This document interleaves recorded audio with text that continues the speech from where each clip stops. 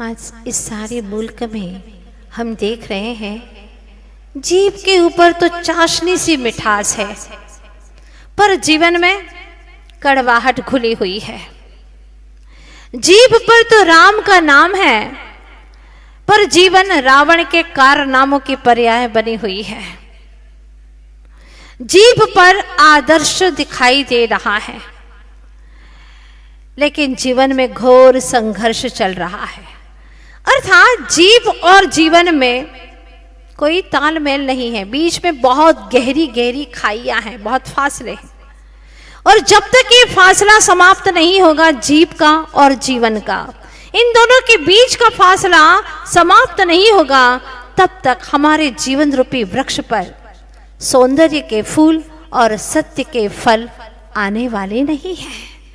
अगर सत्य के फल पाना है तो हमें जीभ को और जीवन को, जिह्वा को और जीवन को, दोनों को एक एक ही तालमेल में रखना होगा, उसकी दूरियों को पाटना होगा।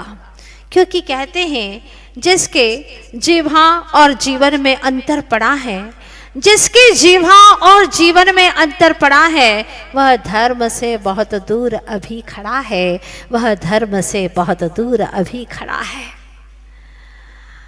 कहता कुछ है और करता कुछ है, किसी और को नहीं धोखे में डाल रहा, वह स्वयं को ही धोखे में डाल रहा है।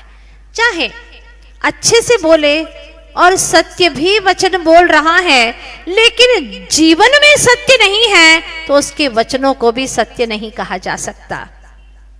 जैसे एक बार ऐसा सत्य बोल दिया कि वह व्यक्ति का देहांत ही हो गया। ऐसा सत्य बोलने का औचित्य ही क्या है? ये हमारा जैन दर्शन है, बहुत सूक्ष्मता से गहरी और अंतस की बात करता है। जैन दर्शन का कहना है कि अगर असत्य भी बोला है, लेकिन महामंगलकारी हो सकता है।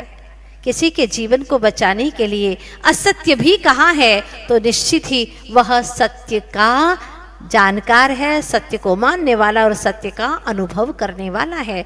तो शुरुआत करें, आज हम जिसके मन में सच्चाई है, उसके वचनों में सच्चाई होगी, उसके जीवन में सच्चाई होगी। आज हमारे भीतर की सच्चाई खो चुकी है। सत्य है क्या?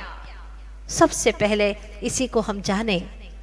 और सत्य कब उतरता है, सत्य कब प्रकट होता है? आचार्य देव कहते हैं, जो सत यानी सत्ता को ग्रहण करता है, सद्द्रव्य लक्षणम।